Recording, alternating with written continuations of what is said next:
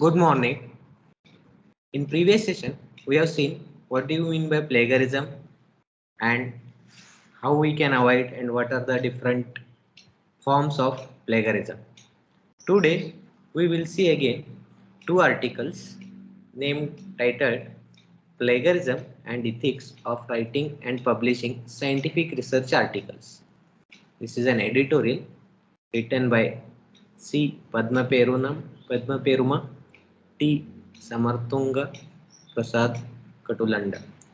This article is from Sri Lanka, and another article is Ethics and Plagiarism, a researcher's perspective.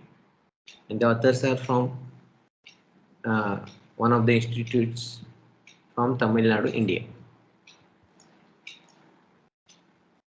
So we will start with this first article, and the authors would like to give emphasis on the importance of plagiarism and ethical writing in publishing research articles. So they say the number of publications one produces has become at stake of recognition and prestige among the scientific community. And this is very true because nowadays every institute organizations are giving emphasis on publishing journals, conferences, and in this way, this is an source of making plagiarism for some of the researchers. Thus, to prevent themselves getting buried absolence, researchers are prompted to publish more, and that's why every researcher or academician wants to publish more and more articles. This pressure for publication leads to an increase in research misconduct, including plagiarism. So that's why we can see this is also one of the main reason that plagiarism is occurring in many of the articles or in the research. This in turn comprises the reliability and integrity of the research. And this is a reference from the, the reference number one, or this is paraphrased from the reference number one, that is this article, Sharma Viurmi, Insights into Modern Day Plagiarism. This is an 2020 article.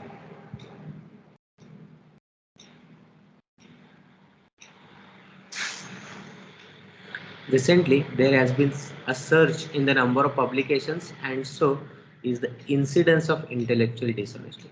And that's why you can see there is an intellectual dishonesty among the researchers or academicians because they are under pressure of publishing more articles.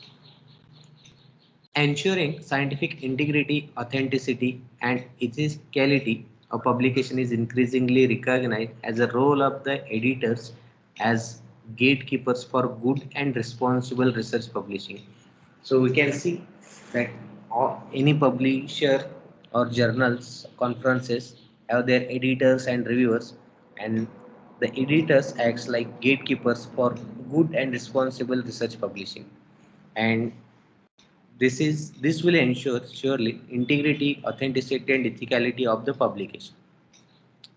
For this purpose, Committee on Publication Ethics has introduced, that is COPE, has introduced a set of principles for editors to deal with suspected misconduct. So this is taken from the reference 3, and if we go to the reference 3, COP, Committee on Publication Ethics, and if we go to that website,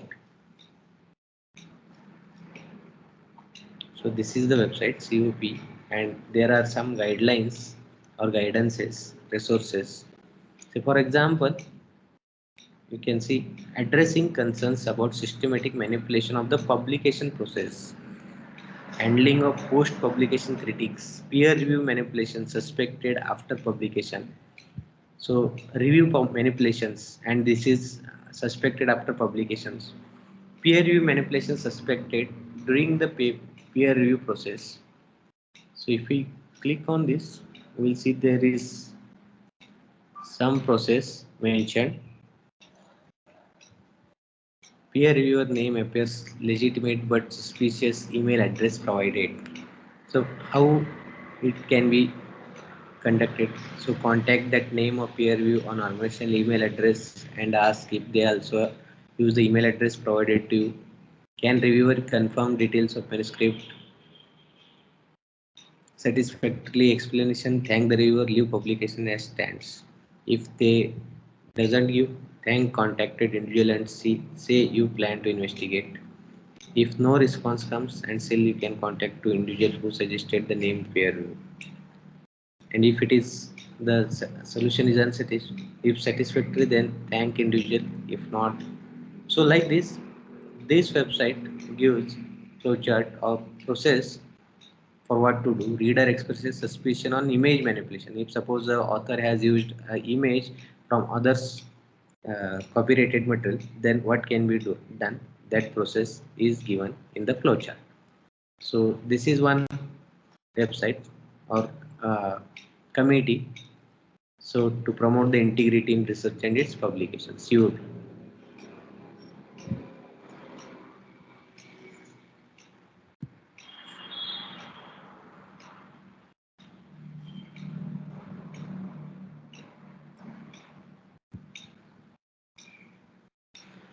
While falsification and fabrications are some common forms of intellectual dishonesty, so falsification means giving false data or doing some uh, giving some false information and then fabricating the original data or original work is also forms of intellectual dishonesty.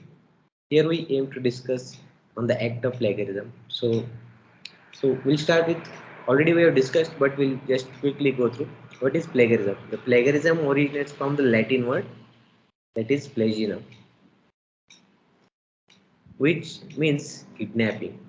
So this is a generalized word, kidnapping. Therefore, in academia, plagiarism refers to unethically copying another's idea, work, or words without giving the appropriate credit to the original work, original author's researchers. So this definition we have already seen in the previous session. So these are from the medical field. That's why they have given the World Association of Medical Editors defines the plagiarism as the use of others' published and unpublished ideas or words or other intellectual property without attribution or permission, and presenting them as new and original rather than the derived from an existing source. In addition, the global leading authority of regulating publication ethical practices, COP, has defined it as when somebody presents the work of others, data, words, or theories as if they were his or her own and without proper acknowledgement. So this is the definition from the COP. However, some of the definitions may not attribute to the self-plagiarism. So self-plagiarism also we'll see. We have seen in the previous session also that using our own work repeatedly with for more publications. So how it originated plagiarism? So during the medieval period, plagiarism had been very common, and the first act of plagiarism was reported by the Roman poet Martial, where his work had been recited by another poet, Fidentinus, and had been claiming credit for his work. During the 17th century, where an individual's skills were honored, many renowned artists and authors copied others' ideas and work without consequences. So, as per these authors, Benjamin Franklin, Shakespeare, and Leonardo da Vinci are examples of famous figures of history who had plagiarized others' work and ideas as their own. So, they have found some articles related to these things and they have cited in these references 5 and 6. However, by the 18th century, copyright laws were implemented by the British Parliament by enacting the Statute of NA Copyright Act 1709 8 NA C21. So what are the types of plagiarism? Depending on the author's intent, plagiarism could be intentional or unintentional, and it takes many different forms. So we'll see what are those different forms. So first one is direct plagiarism. So this is a form of intentional plagiarism where the author's work is a copied verbatim of other author's text without any acknowledgement or using quotation marks or giving credit to the original source. That means if one author is using the original work as it is and publishing it without giving the citations and without mentioning the references of that author, and he or she is publishing that work as if it is his or her own work. So this is known as direct plagiarism, and this verbatim is using as it is. Second one is patchwork plagiarism, that is mosaic plagiarism. Here, the writer borrows phrases and ideas from the original work without acknowledgement or replaces with synonyms. So, the researcher or the author is using the other's work with some changes or some modifications using synonyms or theses, and the end result is more or less the same as the original work. So the idea or the concept is same, only the researcher has changed some of the synonyms and using it as his or her as own. Then next one is self plagiarism, just we discussed. So that is nothing but duplication. So this is where the author borrows significantly from his or her own previous work. So the author is using or the writer is using his or her own work which is already published previously. Here the author has used one's own data or text that has been published before without specifying the original source. So also using it and without specifying the original source. Self-plagiarism is further classified as duplicate and redundant publication, augmented publication, segmented publication, and text recycling, and so that. So we'll see one by one those three, 4 points. Duplicate or redundant publication. That means authors submit the same manuscript in different other journals unethically. So while submitting any article to any publisher or any journal conference site, uh, the person who submits gives an consent that he or she is not submitting this work at any other place, but most of the times to publish fastly, many researchers or academicians submit the same manuscript in different journals. So this is known as duplicate or redundant publication.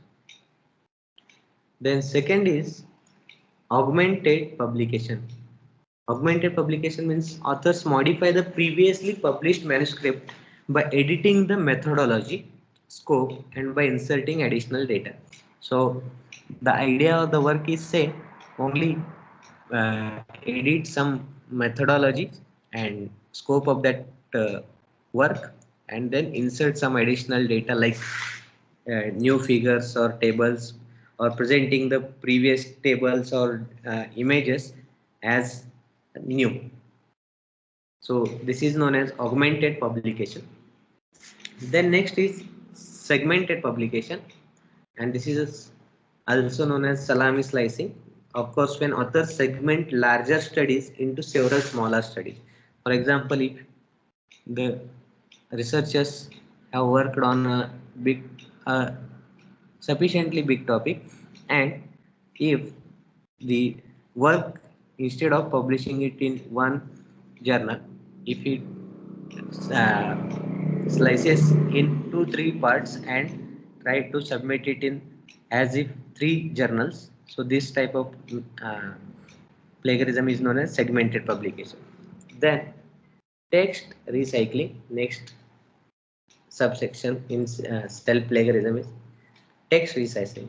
When large sections of the author's previously published work is copied in his or her new manuscript. So as it is if he or she is using the text, so this is known as text recite. If an author decides to publish a translation of his or her manuscript published in a non-English journal to an English journal, the author is required to follow the requirements issued by International Committee of Medical Journal Editors. So this is for the medical uh, researchers. So similarly, uh, for engineering or technological researchers, they have to follow some of the requirements and guidelines, and then only he or she can uh, publish, or he can convert the original work from one language to other language, and then it can be published with the consent of that publisher or the editors.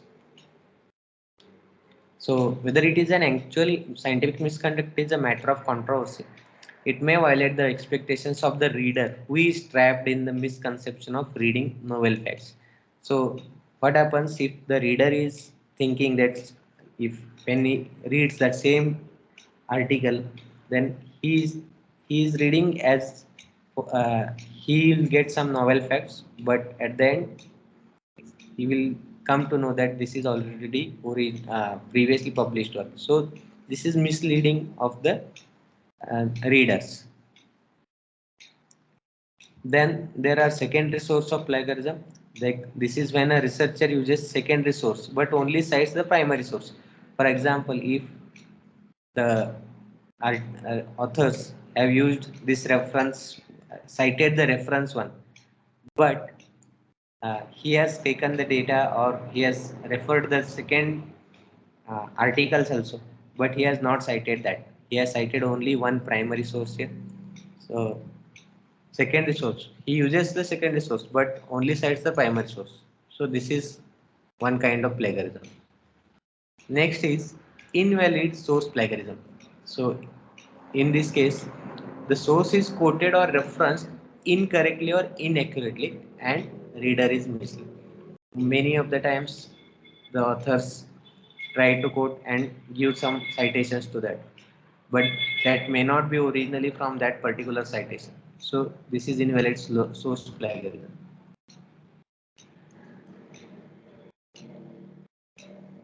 Main purpose of this is to increase the length of the list of references, concealing his or her own inadequately in research.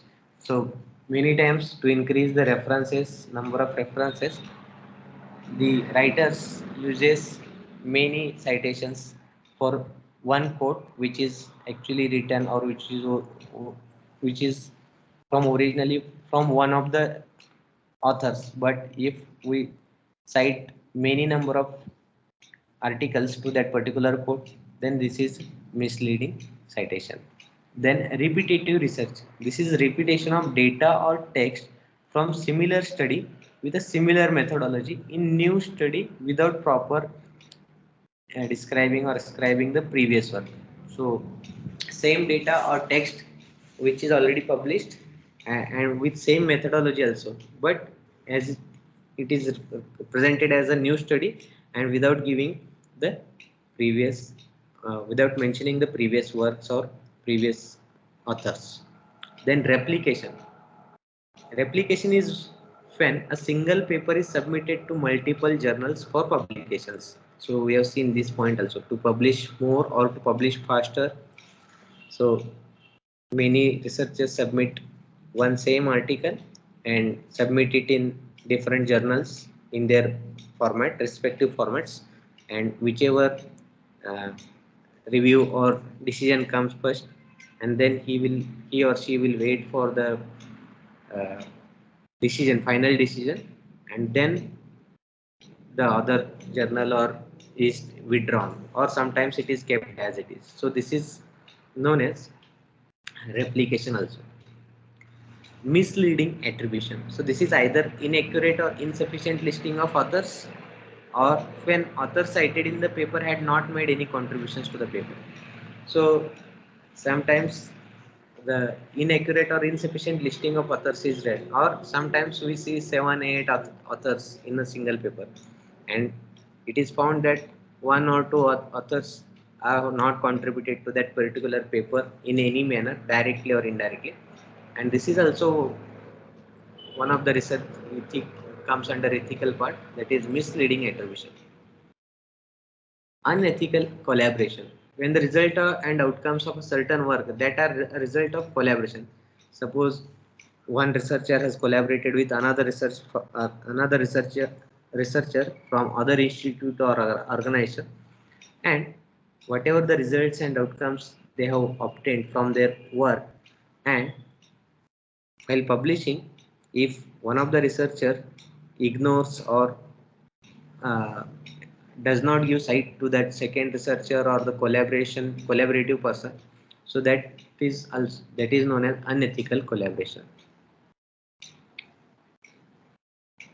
Last one is complete plagiarism, an extreme scenario where a researcher totally claims a study of manuscript of another researcher and submits as his own. So this is complete plagiarism. So a published work as it is copied and then submitting as if it is his or her own. So why this plagiarism a problem? So reproducing and duplicating already existing and outdated facts is a waste of resource and time. So if already these resources are there in the in terms of articles, intellectual property, and if the researcher or the writer is publishing it as if it is new, then it is a waste of resources and time. In addition, it is unfair by the readers as they will mislead on crucial scientific information. So it is uh, harsh on the readers that they they will not get the new facts, new or novel things, and this is misleading on their half. The original author is deprived of the due credit for his genuine effort. So, what whoever have worked on whoever's original work is there, they may not get the credit which they should have. Consequently, intellectual dishonesty, including plagiarism, impedes progressive development of the scientific community and leads to the confusion. So, it impedes the progressive development of that particular field, and also it creates the confusion among the readers. Sorry.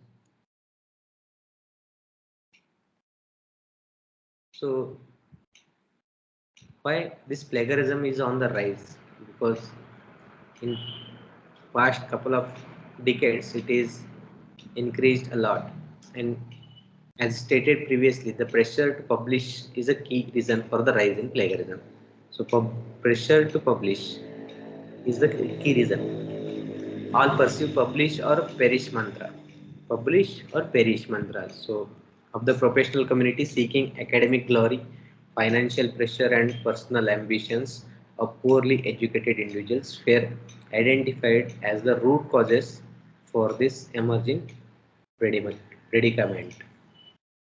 Lack of knowledge on plagiarism and citation practice in the scientific community is another major reason. So lack of knowledge on plagiarism and citation practice. This is one major reason for increased plagiarism. The ease with which chunks of text can be copied and pasted using computer software. This also leads to the rise in plagiarism. So lot of due to internet and search engines, lot of text and all data is available on the internets, and just copy pasting that and doing some patchwork like changing the synonyms or paraphrasing is also motivated or boosted the plagiarism. So before going to legal and ethical aspects, we'll see some of the points from the second article, that is ethics and plagiarism, a researcher's perspective. So research ethics involves the application of fundamental ethical principles to research activities, which include the design and implementation of research respect towards the society and others. So you can see ethics is. What do you mean by ethics? It is defined by various philosophers and practitioners in their unique. For some of for some these are good or right conducts, whereas some treat these as signs of custom and morals. So everyone define from their own perspective. A researcher may be more concerned about research ethics. So this is very important. So to avoid plagiarism, so researcher has to be ethically correct. But before taking about it, researcher must develop the radical understanding about the ethics and moral judgment. And this papers talks about these ethics, principles, practices, and documents, guidelines, and code related to ethics in the research. This overview helps to examine the ethical concerns associated with present research practices. So, what are the branches of ethics? These are descriptive ethics, normative ethics, meta ethics, and applied ethics. So, what do you mean by descriptive ethics?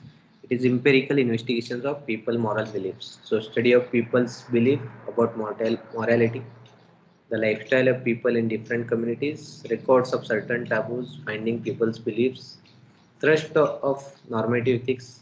So, normative ethics offer the moral principles to resolve difficult moral decisions.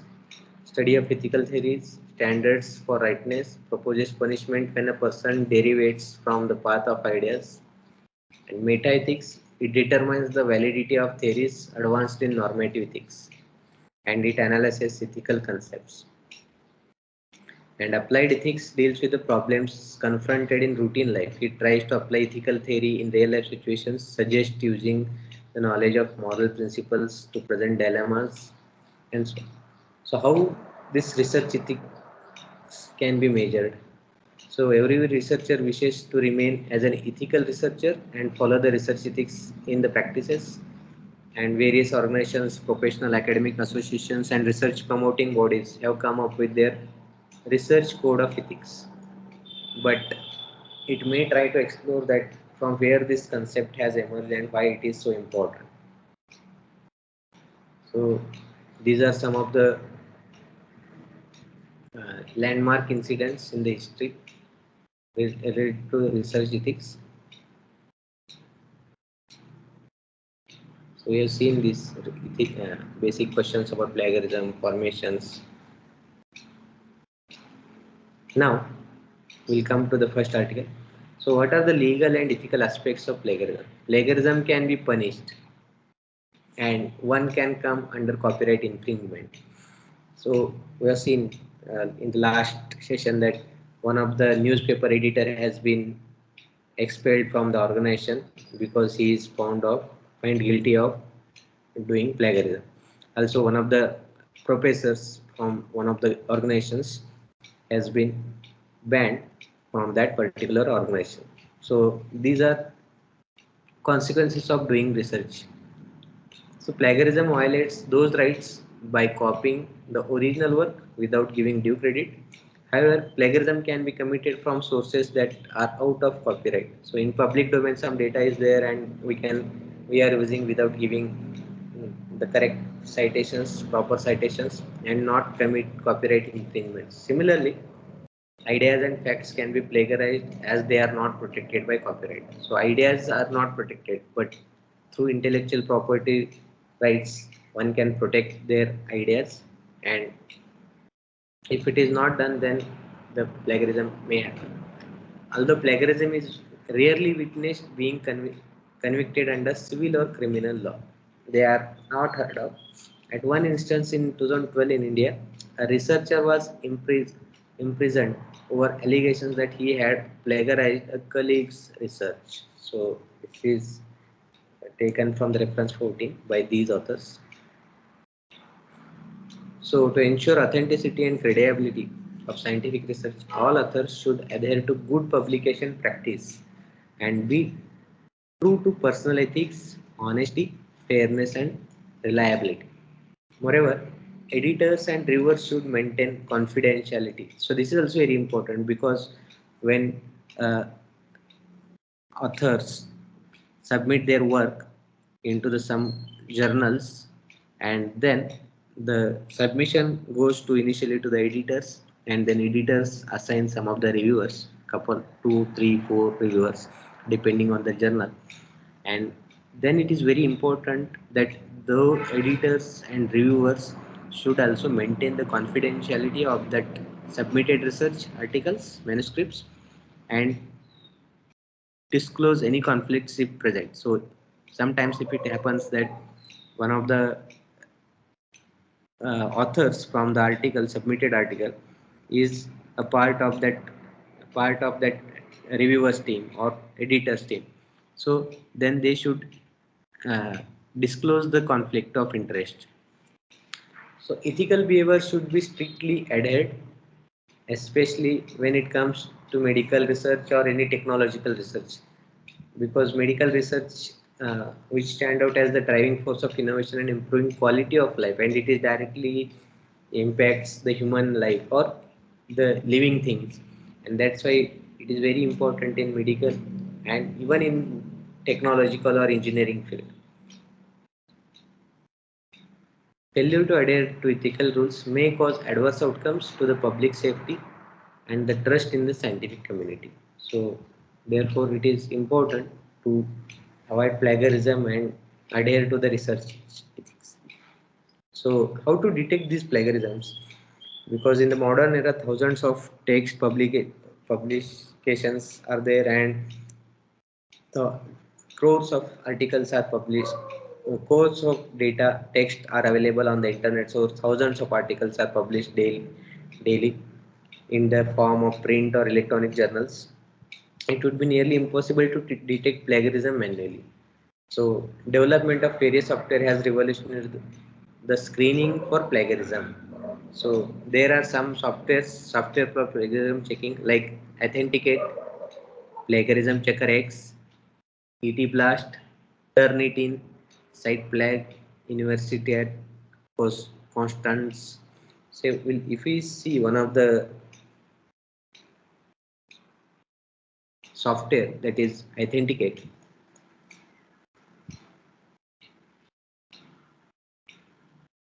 or this is the website of Turnitin. So this requires subscriptions from the institute, and then they can easily find out or find how much text has been copied from the resources, from various resources, and it gives the percentage of similarity index. Similarly, if we go to this Authenticate,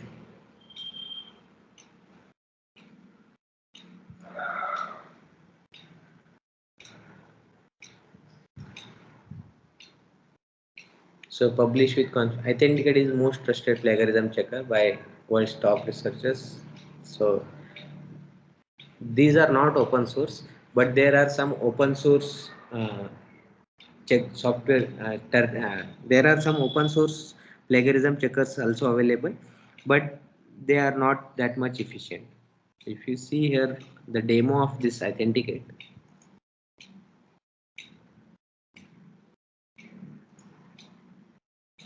Developed by the creators of Turnitin, Authenticate is an award-winning service that helps researchers, authors, publishers, and organizations check their work for potential plagiarism before publication. Authenticate is an easy-to-use web application that can be accessed from any internet-ready computer. Let's log in to see how it works. Here you see the dashboard. Authenticate allows you to organize documents within folders. To upload a file, click on the Upload a File link. Common file types can be uploaded quickly, or you can use the cut and paste option. Results typically take seconds to generate. After a comparison is complete, a percent status called the similarity index appears next to the paper's name. This index determines the percentage of similarity between a submission and the information that exists in the Authenticate database. Click on the similarity index to see the reports. There are two ways to view results: text only and document viewer. You may toggle between these views by clicking on the respective buttons. In this video, we will only review document viewer. Papers appear in their original format. Authenticate provides the unique ability to examine side-by-side views of uploaded content and matching sources. In the document viewer, there are 4 report viewing modes. Match Overview shows the top sources that our system deems as the best matches to the document. Sources are shown on the right sidebar. Hovering over one of the sources and clicking on the arrow icon will display additional matching sources to that same text within the Match Breakdown mode. All All sources presents detailed information on sources that show a match to your document, color-coded and sorted by top match sources. Side-by-side comparison mode provides the matching source content within the document viewer sidebar. Click on the full source view to enter a side-by-side comparison for the matching source. Users can also print or download their reports in order to share results with third parties. For organizational accounts, Authenticate provides comprehensive reporting results by account, group, and individual users. Users can also track trends by month or specific date range. Thanks for taking the time to view our demo.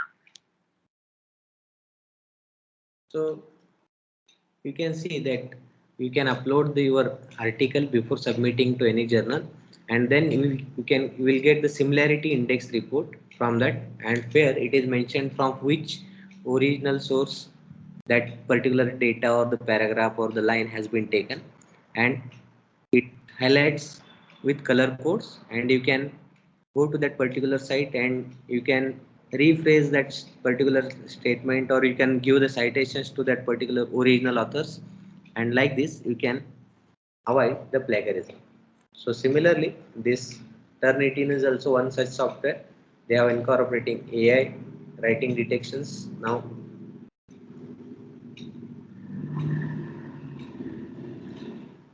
So as mentioned, open access, freely available softwares are there: duplicate checker, plagiarism, copy leaks, paper writer. Then there are commercial software.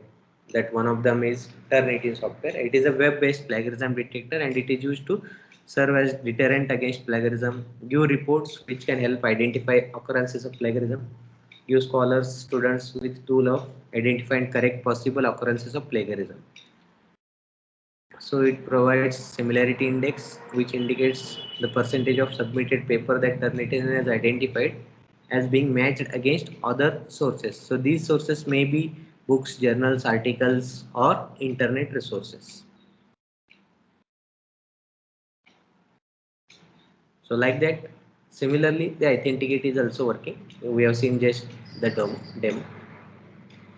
Conversely, this is not entirely infallible, as plagiarism detection tools don't detect plagiarism but assist the process by identify duplication of phrases. So it do- totally does not remove the plagiarism, but it will just give an report of how much similar text is already available, which is submitted, and from where it is originally submitted, those sources it is giving, these softwares are giving. So sentences and paragraphs instead of replication of core ideas, so it does not give the core ideas replication or from where it is taken. However, some software claim that they have developed a fingerprint based approach to detect plagiarism of content to certain extent, but nonetheless, the standard and common harmless phrases can be falsely detected as plagiarism by these software, implicating the innocent. There is no such software which will ever be able to detect the intent of the plagiarism. So, whether the researcher has intentionally used those text data from others' work, or unintentionally or unknowingly he or she has taken. So, there is no such software which will detect those things. As per the COP guidelines, if plagiarism is detected, the editor should reject the manuscript, or if an act of self-plagiarism is detected, the editor may request for a resubmission. So, if when the article is submitted to some journal, the editor should reject the manuscript if it is found uh, more plagiarism. Or if the self-plagiarism is more, then the editor may request the original the person who submitted to uh, edit the article manuscript and resubmit with plagiarized part corrected.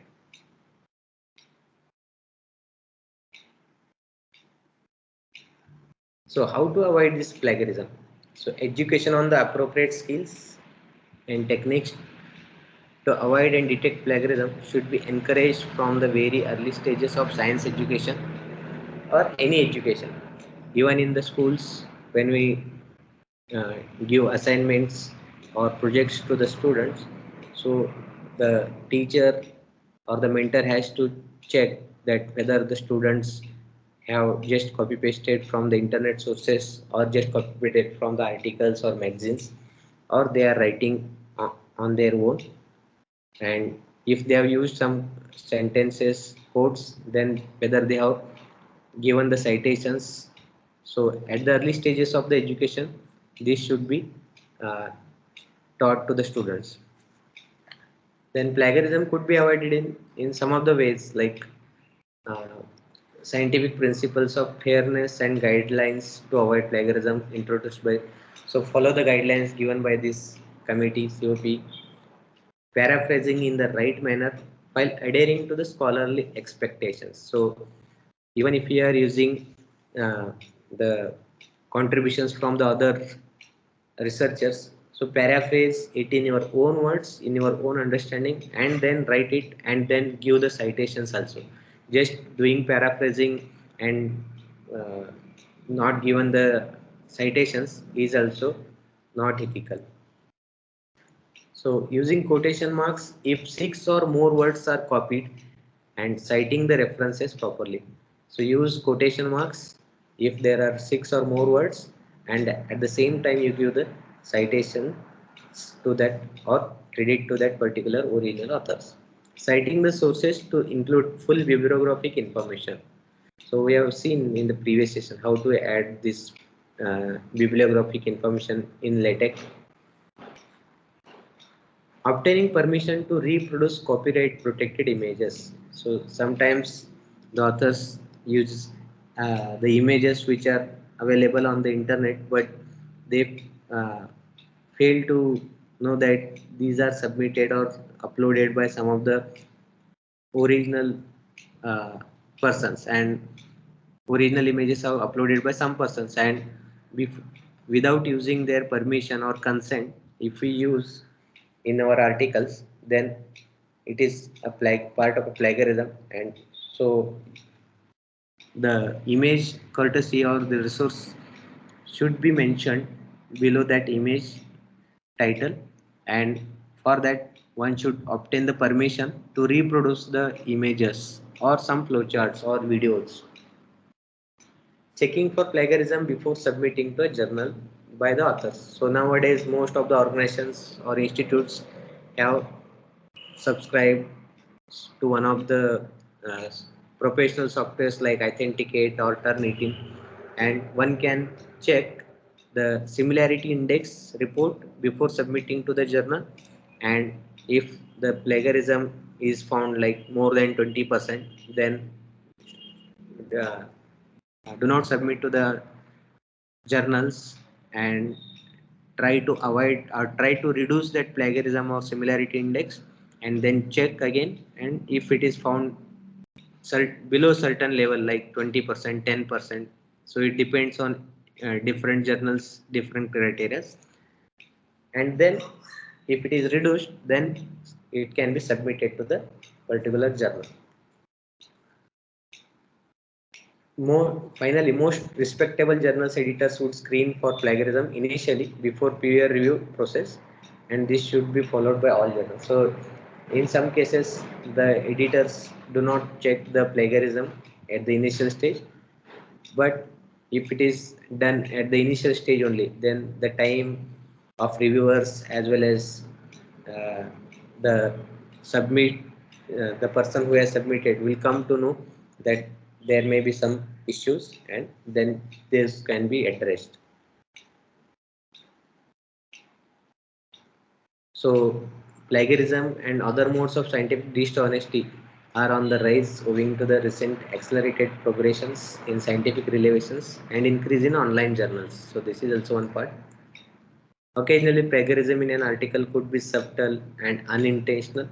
So innocently, knowingly, unknowingly, one can use some of the reference, some of the data, and uh, forget to cite, or he do not know the original source. So these things happens. Hence, it is the duty of both the writer as well as the editor to be more vigilant and prevent the scientific dishonesty, which would harm the respect of the scientific publications. So this is the conclusion from these uh, authors. So you can see avoiding plagiarism, citation, referencing in the text citation, end of the paper citation, that is references. This we have seen. So in India, in order to promote academic integrity in academic research, University Grant Commission, that is UGC, the apex regulatory body of higher education in India, has issued promotion of academic integrity and preventing of plagiarism in higher educational institution regulations. So they have formed some regulations in 2018, and the role of researchers in academic integrity as per UGC regulations to promote integrity and to regulate the plagiarism, we must realize the responsibility to avoid plagiarism in both on the both sides, that is as a student or as a scholar and as a teacher or as editor. So additional responsibility is to orient our students to follow these regulations honestly and maintain the quality of academic writing. So follow these regulations and honestly and maintain the quality of academical writing. So some of the roles are mentioned like creative thinker, understand the expectations of teachers, be systematic, then before submission do the plagiarism check, paraphrase properly and give the citations, updated information. Students should use recent sources and updated information in their assignments or project works. Outdated information may lead to the suspicion of copy and paste. Then focus on the language. That is, language is the medium to transmit the ideas to others. So the language of the assignment or project or an article should be clear, precise, simple, and up to the point. It should not have a bias or dual meanings. Give references. At the end of the assignment, students should give full references of all the text citations which have been used while writing that article. Organized resources.